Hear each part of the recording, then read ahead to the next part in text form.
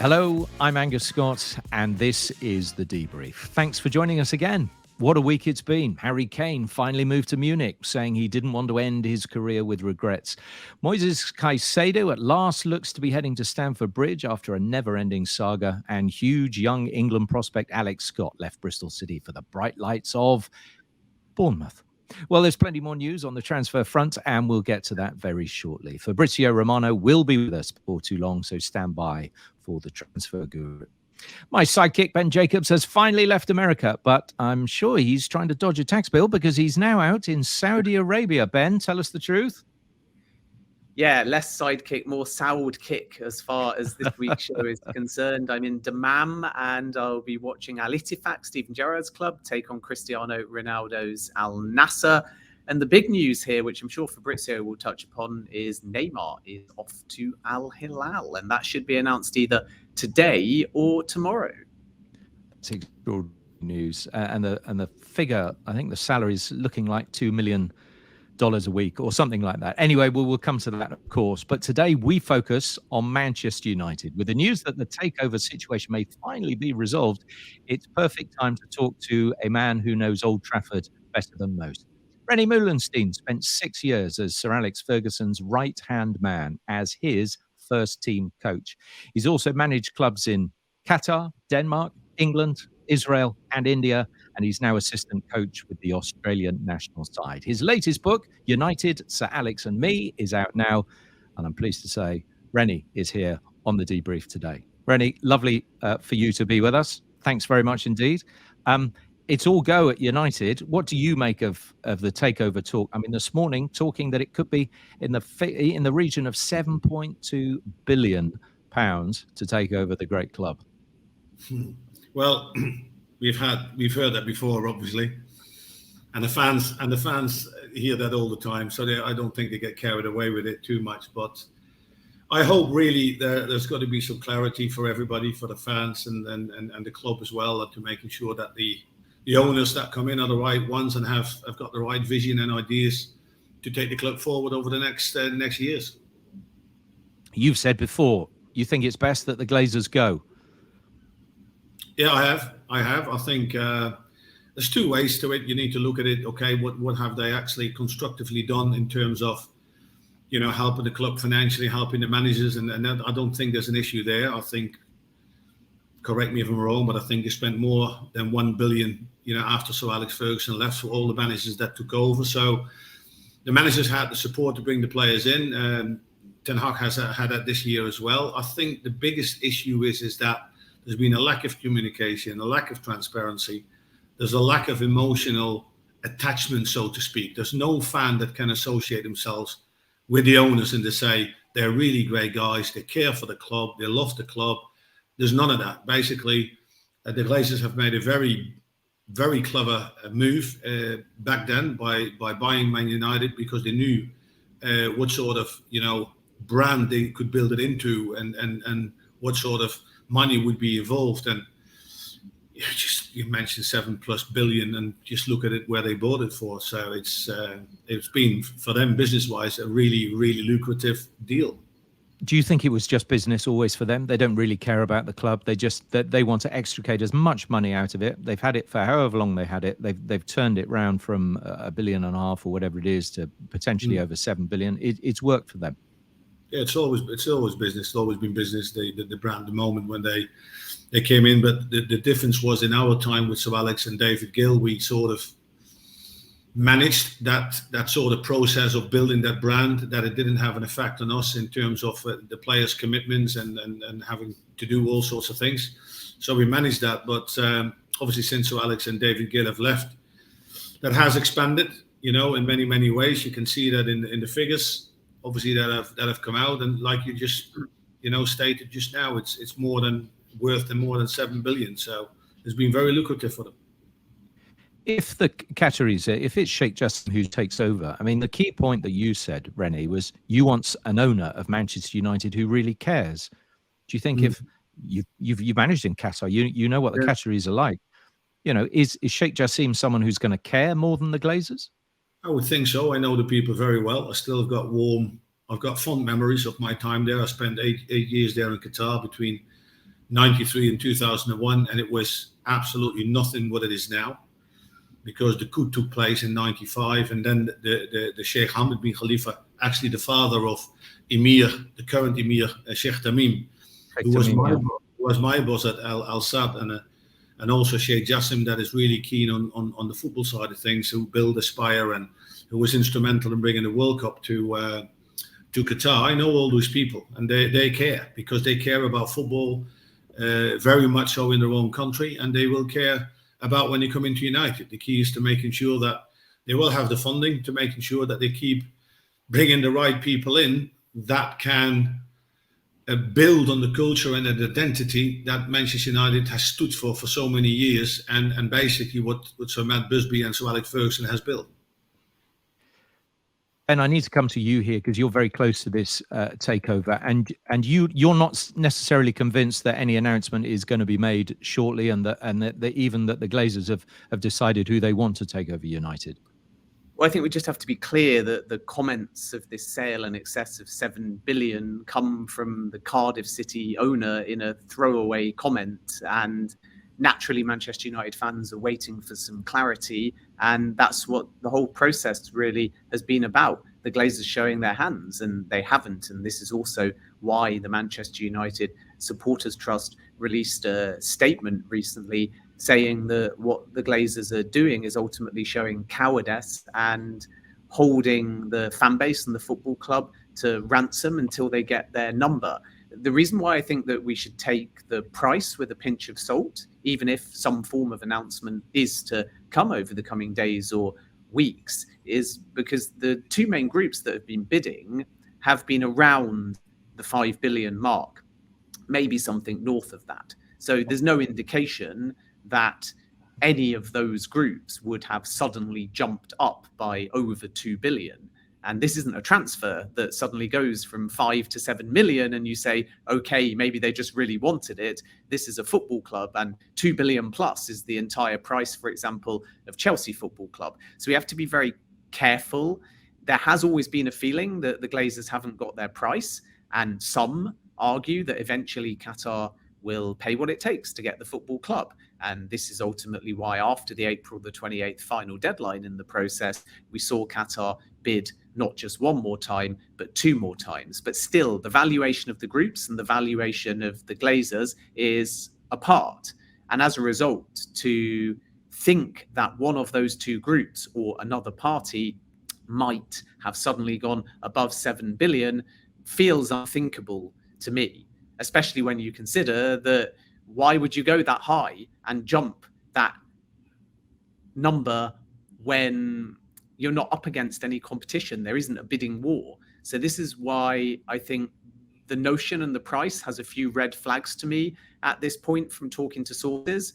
And we're still waiting for clarity. And clarity might be eventually with the Glazers coming out and saying something. It might be with a statement via the club when we get to that point. But first and foremost, the groups are still waiting for communication and a green light to see whether they've won. And then from there is an acquisition process as well. So I think we have to be very cautious by these latest reports, because they're not consistent with the time frame that the groups or sources close to Manchester United have given, and the price is not consistent with previous offers placed by either Sheikh Jassim or Sir Jim Ratcliffe. So it would be very surprising if that number is accurate.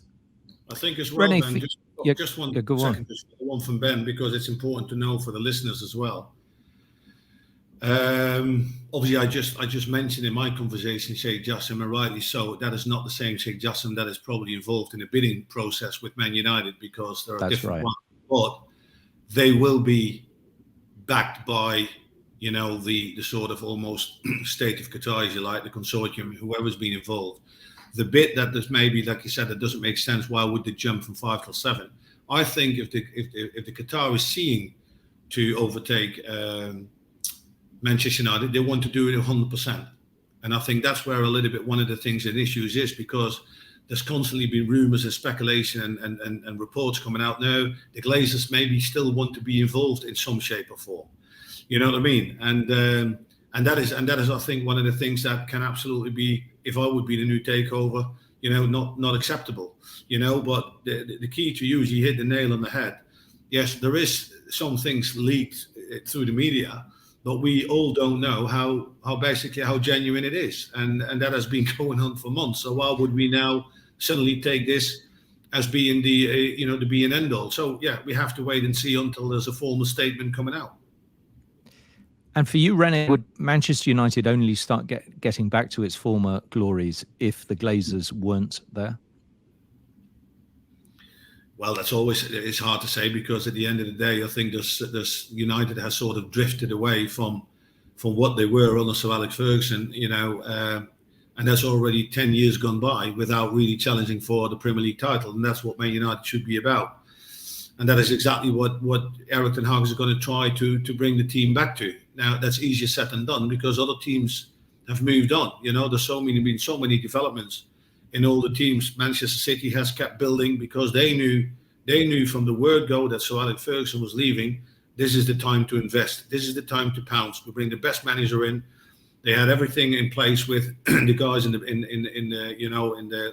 directors box with the right people, Bigger Stein and all those people. So they had a great vision, a great strategy, and they said, this is what we need. This is what we need. This is what we need. What you get is 5 Premier League titles in 6 years and winning the treble last year. Liverpool followed suit, similar, but they've lost the way a little bit over the last 2 seasons. That's going to be interesting. Look at what's happening at Newcastle.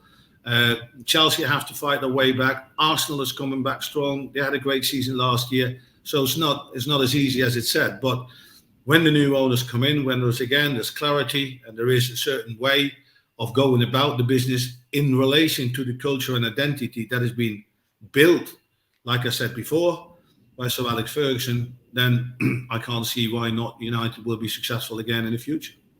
Do you think the planning process then that everybody else seemed to have, everyone knew that Sir Alex was going sooner or later. Do you think the planning process at Manchester United was not there then? Well, it was there, but it was the wrong one. I mean, I explained that. No, but I explained it in my book, Angus, because I say in my book that I had a conversation with David Gill at some point. We were pre-season. I can't even remember whether it was 2010 or 2011, but we had a coffee and we shared some conversation. And one of the things that came up was that I said, listen, David, your biggest challenge is to manage Manchester United beyond the departure of Sir Alex Ferguson. And there's only 2 tracks to basically deal with that. Number one, which I think is the best track, is to make Sir Alex part of that whole process. So don't say I'm leaving at the end of the season, but you announce your departure in-house and you try to find somebody within in-house or within the contacts that are close to and can do manage Man United, and you bring him, as it were, slowly to the front, and then you basically fade yourself into the background. That means that the stability and continuity remains. The people that are running the machine room, they stay the same. So there's not really any big changes taking place. The other track is that, yes, Sir Alex Ferguson does walk out the door and somebody else comes in. And then obviously that is what happened. And obviously the succession plan has obviously been discussed by obviously Ed Woodward and the Glazers. And they decided for Ed Woodward to take David Gill's place. And, and they went from there. And it's in hindsight, we can all say that wasn't a success. Rene, do you think you should have managed Manchester United? No. I was. Listen, I'll be very honest with you. You have to sometimes be honest with yourself and don't get carried away with certain ambitions, especially not ego. I mean, I had the best job in the world, first team coach of Man United, and I did what I felt what I was really good at, and it created a lot of space for Sir Alex Ferguson himself, because I know it is very intense if every day you have to think about, your training sessions in the morning, how you manage your players. That goes on 24/7. If you don't have to spend any time on that, you can concentrate on other things. And I was perfectly in my place. So was McPhelan as assistant manager, and so was obviously the manager as the manager. And we worked together, as a brilliant team with other guys. So I don't think that was any case any time. Rene, in the book, you talk about the Meulensteen method, and that is coaching orientated. But when you come into a club like Manchester United, I think We have seen this at Chelsea with Bowley Clearlake, and no doubt it will be the same for other big branded clubs like PSG that are always going to combine football and politics. Do you have to adapt the approach? Because I sort of get the sense that what Sir Alex and you and others did well was align the football and the culture to the business. And that was partially because Sir Alex Ferguson seemingly had a fair amount of autonomy. Whereas since Sir Alex Ferguson, it feels like it's all about the Glazers and the business, and any new manager coming in has struggled to really stamp their authority. So how do you ensure coming into a club like Manchester United, as a coach anyway, especially now, the football comes first?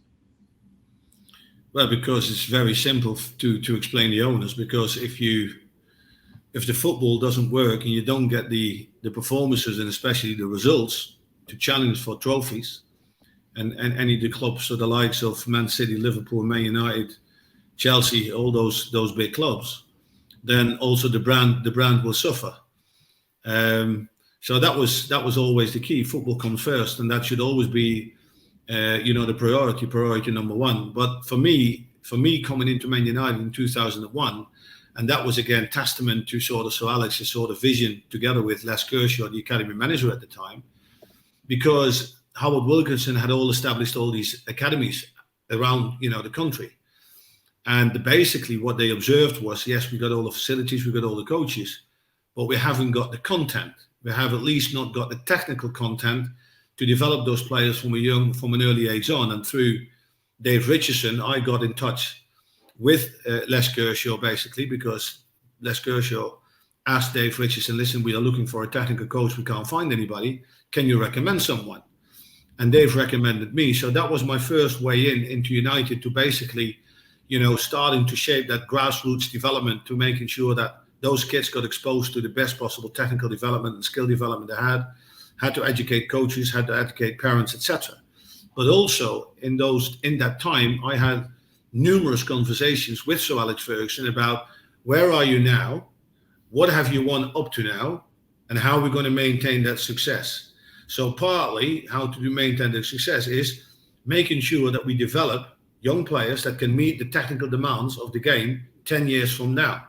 And it seems a long time, but it isn't if you look back, because if you see how many players that I sort of also was part of the development, whether you go back to the Danny Welbecks and the Tom Cleverley and all of them, and look at Marcus Rashford and McTominay, they've all come through it. They've already played a big part in Manchester United. So that was the main vision. But the biggest difference was when I was able to convince Sir Alex, we can still gain an advantage with first team players. And even if it's 1, 2 to 5%, but that 5%, that will ensure us winning more games, therefore, bigger chances to win leagues and trophies. And that is when I was able to progress to the club as a skill development coach, going into the reserves and eventually ending up working with the first team. And to be, if you look back, like I said, it's not only me, so Alex Ferguson, Mick Phelan, Tony Strudwick, myself, Simon Wells, Eric Steele. It became the most successful period in the history of Man United. But I knew that extra bit that will give us an edge, and the proof is there for everybody to see. So when you sort of talk about developing that skill set and almost having longevity, so a player evolves with football, which is obviously what Chelsea are trying to do as well, with a lot of young talent that will grow into the price tag, and therefore the transfer fee becomes an investment rather than necessarily an expense. But from a coaching point of view, when you talk about that, and in the context of, say, Cristiano Ronaldo or Robin van Persie, how do you actually spot it? Because you're seeing this young talent that will always have a risk-reward element to them early. How do you go through that process of due diligence to second guess how they're going to evolve using either gut instinct or science or data, and maybe go into a little bit of detail about how that sort of transpired in terms of the talent ideation with the likes of Ronaldo or RVP? Yeah, but it depends on where you're looking at, Ben. What sort of players are you selecting? See, if in selecting or identifying players that can play for you in the first team, that level, it is always about being and becoming. So what I tried to say with that is, Man United at the time when I was there with Sir Alex Ferguson, we had a strategy that predominantly we would sign players 23 or younger. So those are less being. They can play in the first team, but they are more becoming. That was when Cristiano Ronaldo came to the club. Yeah, he could already play for the first team, but there was so much more potential. So there was a big upside. That is becoming. Being is Robin van Persie. You bring in an established Premier League player that has played many years for a club like Arsenal. You know his style, you know his stats, the assists, you know his goals scored, and you can put him in straight away, and guarantee that he will perform for you, because obviously not only you look at him as a person and his personality, you look at his style of play, and if it fits in the way that we want to play. So I think that is also the experience then that shines through, and the expertise that everybody brings to the table. Those are not too difficult situation. If you look at youth development, and that's completely different kettle of fish in terms of how to identify young players there. This is The Debrief, and we're talking to Rene Meulensteen. His latest book, United, Sir Alex and Me, is out now. Well, as we know, United have been pretty busy in the transfer market, and it looks like there's more work to be done. So let's catch up with our transfer guru, Fabrizio Romano, to get the latest transfer news. And here is Fabrizio, the most influential man on Twitter, or X, whatever we call it these days. But we've managed to find our usual 10 minutes with him. So, Fab, we're talking about Manchester United this week. They want a centre-back, really. So is Pavard likely, Benjamin Pavard? Yeah, I would say that he's the big favorite. Together with Jean-Claire Todibo, I think he's in second position. But the favorite candidate is Benjamin Pavard, because the player wants to move. He's very clear on this. From what I'm hearing, Pavard already communicated to Bayern that he wants to go. He's not going to sign a new contract. He's out of contract in summer 2024, and he has this possibility to go to Manchester United. He was also in the list at Man City to replace Kyle Walker, but then at the end, Walker decided to stay at the club and sign a new contract. And so for Pavard, this big opportunity to go for Man United is something that he really wants to do. So he's pushing to make it happen. Man United on Friday approached Bayern, but the initial approach was not successful because Bayern told them that they have, at the moment, no intention to sell. Right after the player started to sell, very clear message to the club. He wants to go. He wants to get this opportunity to play for Man United, and so I think he's the favorite candidate. In case it won't happen, Todibo is another name on the list for sure. Man United have been scouting him for a long time. Scouts of Man United were also in attendance in the last game of Nice to keep an eye on Todibo against Lille, so he's a player that really appreciate. Okay, so that's one of two. We're either looking at Benjamin Pavard. If not him, then maybe Jean-Claire Todibo. Right, we know that Fred has joined Fenerbahce. Does that sort of clear the way for Amrabat to arrive? Yeah, that's the idea. I think Man United want to complete something else in terms of outgoings before making an official bid for Amrabat. So they keep working on the Donny van de Beek deal with the Real Sociedad. It's true that the Real Sociedad are signing one of the best talents in Europe with Arsene Zakarian from Dynamo Moscow. That deal is very advanced at the final stages. But from what I'm told, they are still discussing with Man United for Donny van de Beek. They know that the player wants to go there. Van de Beek is very open to this possibility to play in different countries, to have the opportunity to have regular game time that he's not going to have at Man United. After many injuries, it's time for him to go, and that's why he's exploring different opportunities. But Real Sociedad is the player's priority. So there is still a discussion ongoing. And then I think after they will clarify the situation of Van de Beek, they will enter into concrete talks for Sofian Amrabat. Could be in the next few days, because Man United already had discussions with the player side at the end of June, beginning of July, receiving a very positive feedback. Amrabat is keen on the move. He knows Erik ten Hag since the experience they had together at Utrecht in the past in Eredivisie. So he's really open to making this deal happen. Now it's on the clubs. So we wait for Man United to open concrete and official talks with Fiorentina, but for sure Amrabat is the favorite candidate as defensive midfielder. And Harry Maguire to West Ham, is that going to happen? It depends on the player now. Is the player who has to agree personal terms with West Ham, and also there is the topic of payoff from Manchester United. It's normal when you have a huge salary as Man United captain for many years. It's normal then at the end when you have to leave the club, there is something to clarify in terms of salary. So there is still a discussion ongoing between Maguire and United and between Maguire and West Ham in terms of contract and so salary, personal terms. So that's why it's taking some time. West Ham remain confident. They know that there are also other clubs keeping an eye on Maguire in England, but they have an agreement with Man United, £30 million. So West Ham are convinced that at the end this move will happen, but they still have to do something on the player side. So they will talk again even today, and we will see how it's going to proceed. But I think there is a good chance for Maguire to West Ham to happen. And could Scott McTominay follow him there? It's a possibility. In this case, it's different because Man United are not selling for £30 million. They want more than that, also because it's an important player for Erik ten Hag. They are not desperate to let him go, especially if Donny van de Beek will leave the club this summer. I think there is a chance also for McTominay to stay, as they need some squad depth in that position, playing Champions League football this season. So that's why at the moment for McTominay is a possibility. But with West Ham wanting, they have to return with an important proposal because the opening one was not enough to convince Man United, and so that's still early stage. Is not as Maguire. Now, there'll be some big signings in Saudi. We know that, but none would be bigger than Neymar to Hilal. Is that going to happen then? Yeah, it's done.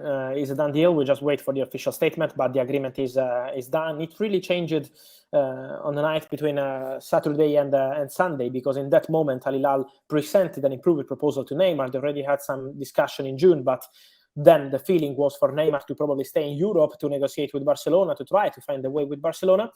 And then Al Hilal presented this very big proposal. I'm hearing that the total package is something around $300 million in 2 years as a salary net for Neymar Jr. So this is an incredible salary, and the player is really tempted by the possibility also to play in a different country, to try a new chapter. So he accepted every single clause into the contract. The lawyers have spent the night checking all the documents, but everything is fine.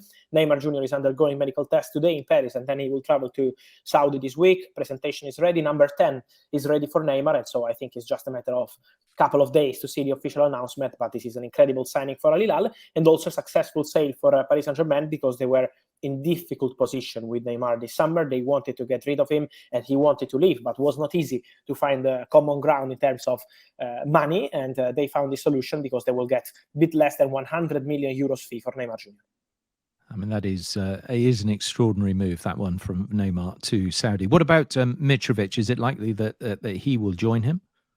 It's a concrete possibility. It's the same people involved from Al Hilal and on player side, same as Neymar, because he shares the same agents as Neymar Jr. That's why the discussion is obviously focused on Neymar Jr. in the last 2-3 days, but also Mitrovic. They are discussing. The player is keen on the move. We know that already in July he was prepared to join Al Hilal. Then they started to negotiate for different players in that position. They had contacts with Jonathan David. They had contacts with Victor Osimhen.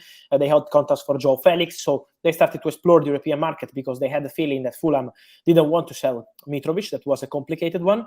Let's see, because I feel that now they are returning. So Al Hilal want to do the same they did with Neymar. So to return with an improved proposal, they will try to do the same this week for Aleksandar Mitrovic. So the discussion is ongoing, and I think that move is a concrete possibility because the player wants to go. And when the player is pushing, I think it's going to be complicated for Fulham to keep him at the club. I think everyone is surprised by the number of names going to Saudi, that it's not just one or two, it's actually mounting now. Are there any others that are in line that might end up starting the season in Saudi? Good question. I think it's still an open story. There are some players, for example, like Eric Bailly, all these players who are at important clubs but not playing regular football, who can have an opportunity to go there. I mentioned Eric Bailly, but for example, Mario Hermoso at Atletico Madrid is another player who's attracting interest. Then there are important players like Piotr Zielinski, who is a priority target for Al Ahly. They are pushing to get the deal done with Napoli, and they have an agreement with the player, and is one of the best midfielders in Serie A, alongside Milinkovic-Savic, who already joined Saudi side Al Hilal. So they are already working on these kind of names, and they are prepared to attack some of these names who are not key players in important clubs. I mentioned Eric Bailly, but there are many players with that kind of status. So I think now they are waiting to see what happens on the European market. But look at a player like Romelu Lukaku, for example, who wanted to go to Juventus. At the moment, there is an agreement between Juventus and Chelsea. The deal is in total standby. But if Lukaku remains there at Cobham on the 1st of September, for Saudi clubs, it's a big opportunity to bring him there in the 3 weeks they will have left in September to make deals happen. So that kind of solutions is something that they are exploring. And I think this is just the beginning, because they are contacting many players. To give you another example, also on free agents. David De Gea at the moment is still available on a free, for example, and he already received some call from Saudi to explore that possibility. So I think there could be some more big names joining Saudi League very soon. Well, we will keep in touch with you for those. Moises Caicedo, it seems that Chelsea deal is on, not for the price that Chelsea would have wanted, because Liverpool nearly hijacked it. Yeah, that was really close with Liverpool. That Thursday night was insane because Liverpool had a deal in place with Brighton and they were not anticipating any problem on the player side. So that's why also Jurgen Klopp has gone public mentioning the Moises Caicedo deal as a done deal in terms of clubs and waiting for the player side. But then the player side was the big issue because around lunchtime, Moises Caicedo was very clear. I heard that he speak directly to Jurgen Klopp. So it was player manager and he told him, I want to go to Chelsea. So it was a very clear decision. And from there, Chelsea had to negotiate with Brighton in a tough way because we know how tough it is to negotiate with Brighton, especially when they are in that kind of position, in a perfect position for a selling club. In this case, for Moises Caicedo, at the end, it's a done deal for £115 million. It includes some add-ons, but it's very easy add-ons. So Brighton considered that fee as guaranteed fee, 115, and also a sell-on clause to Brighton, which is not a detail because I think it's impressive how they can close incredible deals for players who they signed for £4.5 million just 2 years ago. So congrats to Brighton, congrats to Chelsea because they signed a fantastic player, and for Caicedo is a 8-year contract with an option for further season. He completed his medical few minutes ago, and now it's time to sign the contract and to announce this big deal. Well, that saga finally comes to an end. But I wonder how that will impact on the Lavia deal, because again, that could be Liverpool against Chelsea on this one. And it is, because Chelsea are the big favorites since Thursday, Friday. They've been pushing, then they focus their energy on the Caicedo deal. So that's why Liverpool had some ground to enter into the story again and contact Southampton again in the morning. So Liverpool are still there. The deal with Chelsea is not done. Chelsea are the favorites, but Liverpool are still there trying to change this story. So another fight, another battle on the same player, another talented player. So let's see what happens today, tomorrow, but for sure Liverpool are still trying until the end. They know that Chelsea are in advanced talks. They know that Chelsea have Joe Shields at the club, who is the director who created Romeo Lavia, but Liverpool until the end want to try and to hijack this move. So I think it's an open story. Fabrizio, thank you for the inside track on all this. We look forward to talking to you again next week on the Debrief. Thanks for your time. Thank you, and see you soon. Thank you. Rene, for you, what do you feel has gone wrong at United? You were so successful as a partnership with you, Mick, and Sir Alex. What's happened since that's gone wrong? Yeah, I think I've tried to explain it a little bit with how I saw how that takeover could have been managed better, because any successful organization or any successful football club, they basically base their success on two main pillars, which is stability and continuity. And continuity that has to do with the vision that you have to make the club successful on the short, medium, and long term, and the stability that has to do with the people that are with you, for quite some time, that bring the expertise and experience to put it into place. So the moment that Sir Alex left, but also Mick left and Eric Steele left and I left, then other people come in who have other ideas, so therefore another vision. So that continuity will not carry on. So there's a new wind blowing in the team, and then also a lot of people left and other people came in. So that stability was gone as well. So if you then start off on the wrong foot, or you don't really, it goes in the way that you actually anticipated, of what everybody else anticipated, and obviously you get media pressure and you get questions asked and people get nervous, and straight away you saw what happened with David, because after less than a year, they've already changed him for a more experienced manager in the name of Louis van Gaal. And again, that didn't work out, because again, the same thing. Everything changes. Continuity goes, no vision, different style. And more, United football style was moving away from what we wanted it to be, the culture and identity. Play with high energy, play with intensity, play on the front foot, attack. Like I said, Ferguson explained to me when he promoted me as first team coach through 3 flip charts, what the guidelines were for training.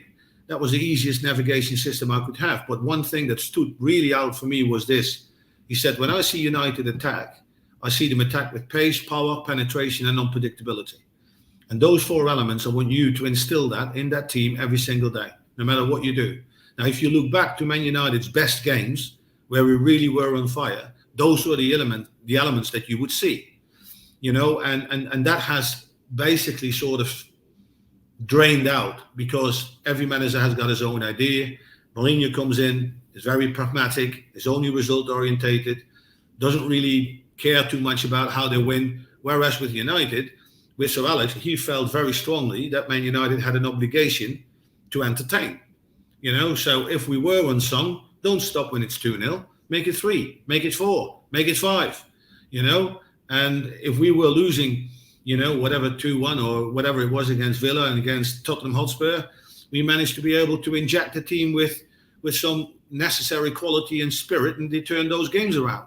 That was what United stood for. The best compliment that I've always had was from people from other clubs, that they would say to me, listen, Rene, I'm such and such fan. I really love my club, and I'm not really a fan of United, but I love to see you guys play. And if you do appreciate football, that's one of the biggest compliments that you can get. That was absolutely it. People would watch that Manchester United side and they'd be wowed for it. As a completely random aside, by the way, a few years earlier, I remember Manchester United coming down to the old Filbert Street, believe it or not. And it was actually a second divisional reserve game. And I think Manchester United had the chance to win the so-called Pontins League, one of the first matches I ever went to. So what they did was they sent their entire first team to play that game to try and win the league against Leicester reserves. And Leicester, I believe, won the game.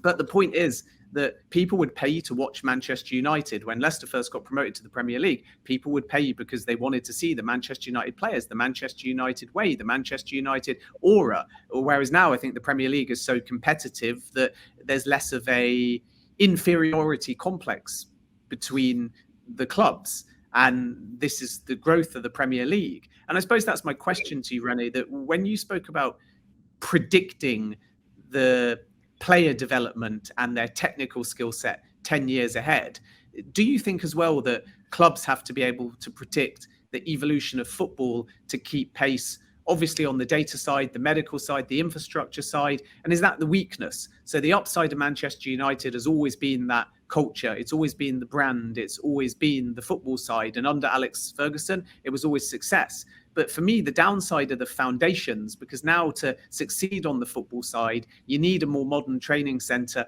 You need a stadium redevelopment. You need perhaps a football structure with a sporting director. Manchester United may be guilty of not taking the same approach that you took on the football side and the ideation side, in the sense that they've not planned for that 10 years ahead after Ferguson left on the foundational side and on the infrastructure side. And this is also why they've struggled for continuity since Ferguson departed. Yeah, I think there's a lot of valid points, and I agree with you. But I think one of the biggest qualities that Sir Alex Ferguson had, and there's many, but one of them was his adaptability over the years, because he started in '86, and at that particular time, Manchester United was, in a difficult situation. So he had to reshape the club with a lot of things. He had to change quite a few things, which he did. He had to inject the importance of the academy and everything, where we all know that the class of '92 was coming through.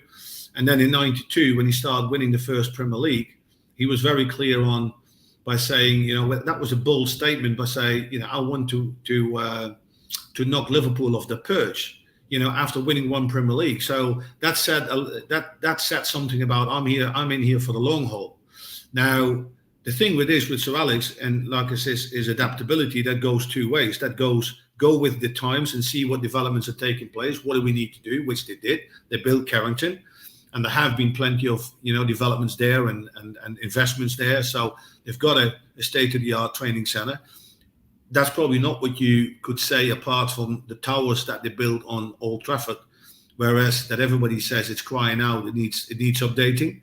You need to look at that. But yeah, Sir Alex Ferguson, although he wasn't maybe fully, he was very well aware that the technology was going to play a role. But again, let the people deal with it that are good with it. I was very confident with those things, with the computer, with dealing with that. Same with Simon Wells. Other people were not. Do what you're good at. The changes are, like you said before, when Sir Alex Ferguson left, Ed Woodward stepped into a place of David Gill, but that was not his merit. His merit was business. His merit was building the brand. And it took quite a while also for Manchester United to appoint a director of football. And now they got a director of football and they got a technical director. Because that is something, because Richard Arnold understands, no, my brief, my expertise lies building the brand. And he's done an outstanding job, in that respect. People forget sometimes that, but Richard has been very, very important for the club in the way that he built that brand. But he also knew I have to stay away from football because I don't know. I don't understand that business. And that is where it went wrong at the moment, because if you never really dealt with agents and all that, and you know how it goes, when Man United come knocking, the price goes up straight away 5 times. So you have to be able to deal with that, to manage that, and you need to have people that understand the industry. And if you don't, people take advantage of you. But the key is that you had a time under Sir Alex Ferguson, where they build that culture and identity based on stability and continuity, and that fell away, and that was replaced by uncertainty and inconsistency, and that is what we've seen over the last 10 years.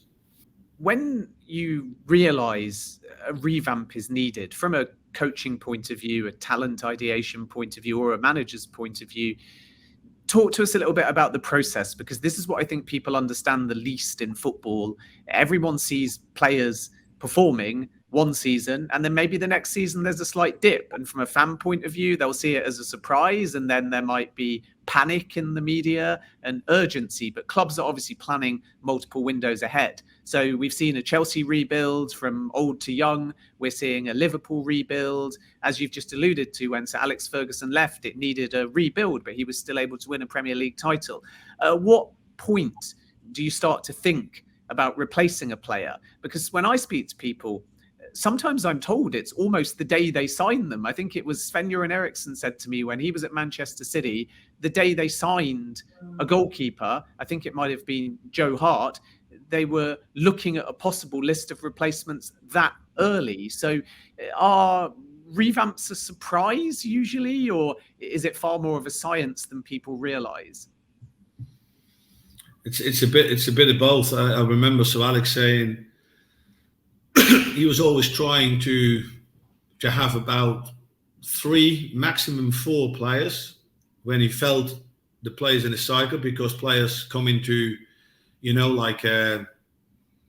how do you best describe it? They come into the club as a new signing, so to speak, or they come throughout the youth system, and then you get sort of the early years of the seasons, the 1 or 2 seasons to settle in.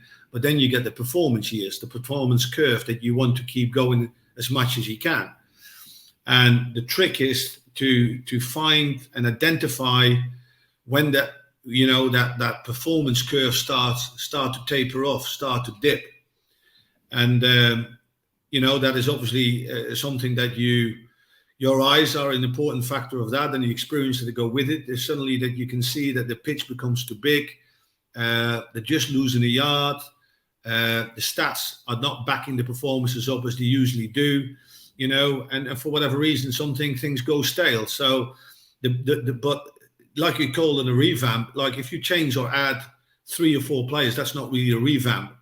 That is just you carrying on, but you filter players in, you filter players out to making sure that you keep maintaining that level of performance and the success that you're after. Liverpool is going through a similar process at the moment by letting Fabinho and Henderson and Milner go. They were the senior players, the strongholders, very important players in the dressing room. So that has to be, taken care of, because the hierarchy will change. And every manager goes through those things, it's interesting for me that, for instance, Manchester City has let Gundogan go, which I think was an instrumental player.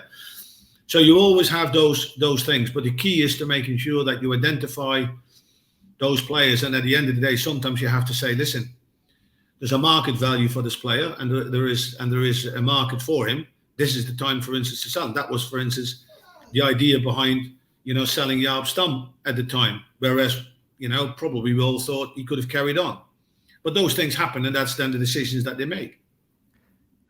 What do you think of the transfer business now? This is the rebuild. This is the Erik ten Hag rebuild, isn't it? Onana coming in goal. You've got Mason Mount. You've got Højlund coming. Do you feel these are good signings? Yes, they're good signings because Erik ten Hag wants them. And I think the most important thing for every manager is that when you go to a club and you got a lot of people involved, but you want the signings that you want, these people have to work for you and say, these are the players that I want, and these are the reasons why I want to bring them in. Onana is a straightforward one because he knows him from working with Ajax. Very strong personality, strong character, very good with his feet. You will see that. Mason Mount, I think, is a player that, again, Eric likes, because if you try to find what Eric wants the team to do is high energy and high intensity, sustained high intensity.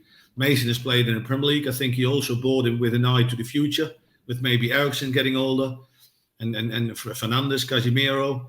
So he brought a bit of youth in there.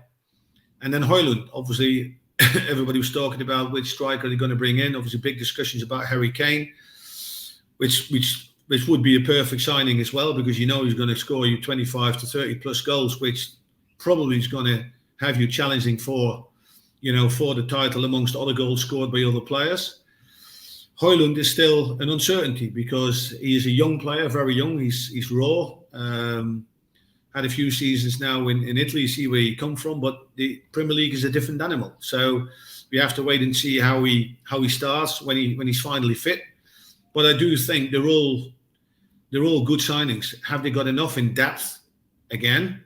Because I think the one thing that Eric is looking to get rid of in this season is that inconsistency again, in terms of when they did drop off in certain games, that they can't drop off to such a level that they can't really get anything out of the game that they did about 9 or 10 times, and we all know which games there were, but there were some performances where they were never in the game. And I think that is one thing that he's looking to put right this season. Because if there was something about a Sir Alex Ferguson and a Rene Meulensteen side, even if you weren't playing well, you'd more or less always get something out of the game, wouldn't you? Absolutely. I mean, see, the manager reiterated that all the time to the player. Every performance from us was based on hard work. He said it to the players many times. Hard work is a quality. It's the most important quality, because that gives you the right to shine in the way that you want to play. But it's all based on hard work. And if it's for whatever reason, it doesn't really come off the way that we want, and we have to scrap and fight. And, if we can outplay them, great. But if we have to outfight them or outrun them, we have to do that. And the 1-0 wins are the most important ones in winning a title. They are the hardest. They're the hardest points to get because, the results are marginal, but they have the biggest effect. What advice would you give to Rasmus Højlund, and how do you think Manchester United will handle his integration into first-team football? Because we know the pressure of playing in that role at a club like Manchester United.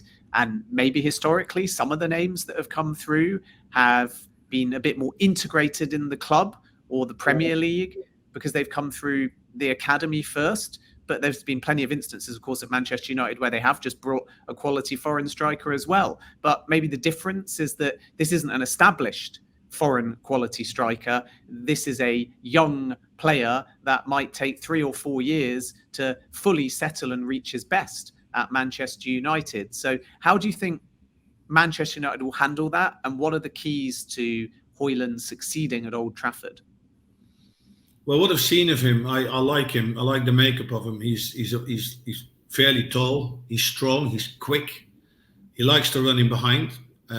So if that connection is there with other players in the midfield or even the back line that can recognize his positions, especially when there's space at the back, he will exploit that. He can score a goal. But the key is, in those positions, you want to become a goal scorer. And yeah, it has also to do a lot, Ben, with his own personality. What sort of character is he himself?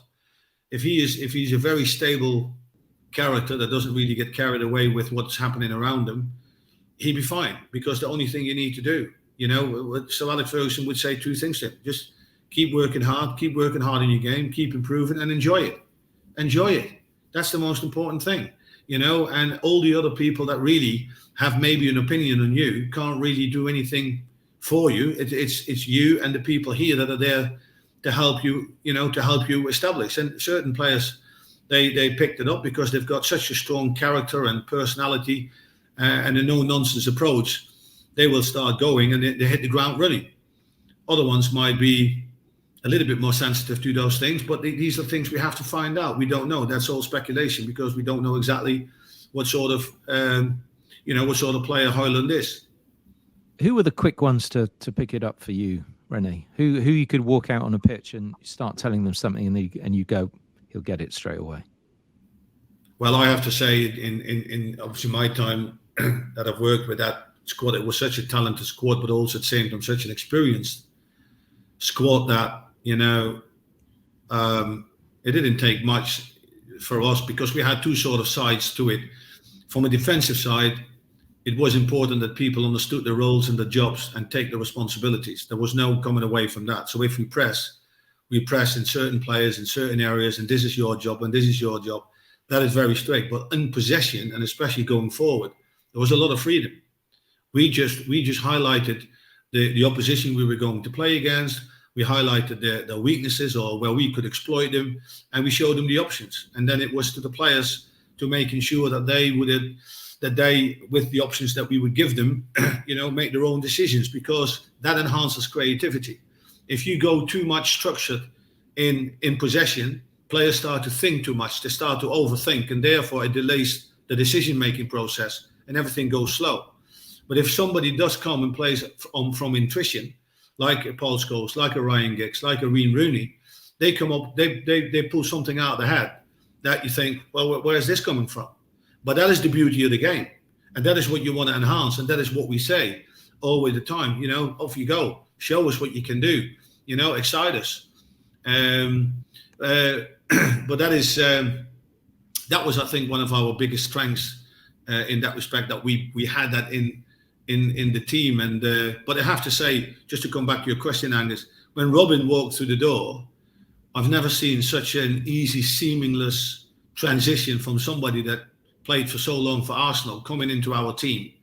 And the only thing I had to do one day was bringing all the midfielders and the back line together to show Robin's specific way how we run. Robin wasn't a sprinter. Robin wasn't a glider. But he was always sort of on the blind shoulder of the opposition, and he created just a small window. And that had midfield players or players in the back line had to recognize that, because that's the moment where they had to give that ball. I can give you one example of obviously one of the goals that everybody remembers when we won the league against Aston Villa. And that came straight from the training ground. That came straight from the training ground because I had a session set up with Rafael and Fabio as the wingbacks, Scholes and Rooney as the two sort of sixes, and Van Persie and Chicharito as the two strikers.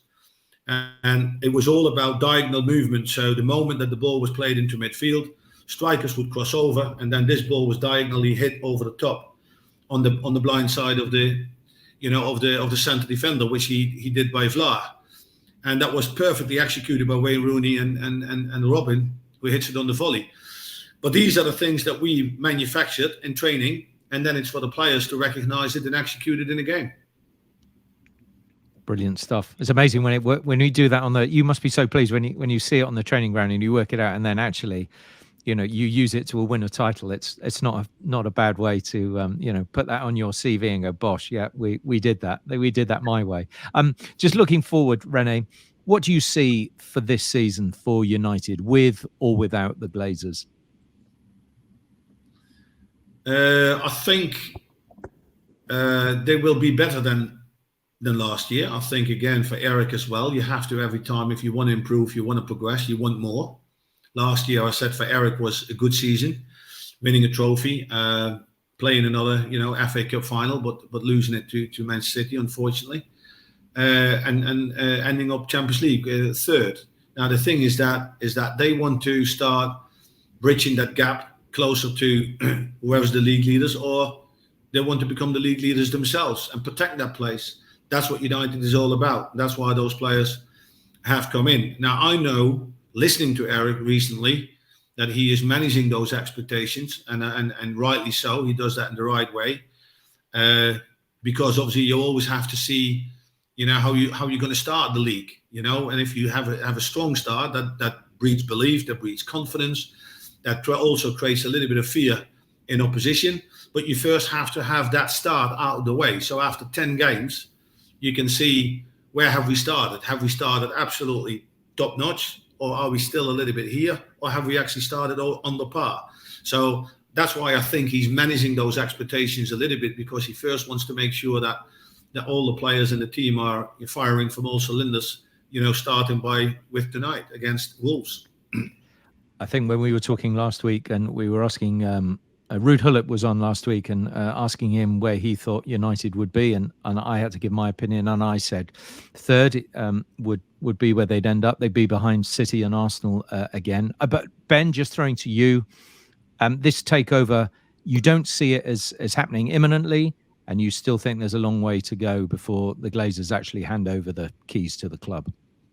Well, if they hand over the keys to the club, and should it happen, we should point out even an announcement doesn't mean an acquisition. So should board approval be procured, and if the Glazers make up their mind to make an announcement and either pick one of the two groups that have publicly declared their interest, Sheikh Jassim, Sir Jim Ratcliffe, or any minority investor, there's still a completion process, which is really important to point out, because that can take optimistically 6 weeks, pessimistically 12 weeks, and it will include mergers and acquisitions, approvals, the Premier League owners and directors test, and ultimately the transfer of funds. So nothing is just going to happen today, tomorrow, but with any takeover, and especially with a publicly listed company, there may have to be some kind of clarity sooner rather than later. But that can only happen when, one, the Glazers make a decision, and there's 6 of them. So the Essing Glazers is important. I think people sort of glibly assume that there's always been unity, or that it's just the Glazers and they're not engaging with the fan base. It's 6 different people. It's siblings. They've got different shares. They've got different opinions. So first of all, they have to come to a unified position. And then second of all, the groups have to be in a position where they're effectively ready to sign. So what we've seen is multiple groups treated like preferred bidders, which is commonly associated with exclusivity, and that exclusivity hasn't been provided because it allows for maximum competitive tension without it. And as a result, it's a very atypical takeover that's played out very publicly, even though the Glazers never made a categorical promise that they would definitely sell.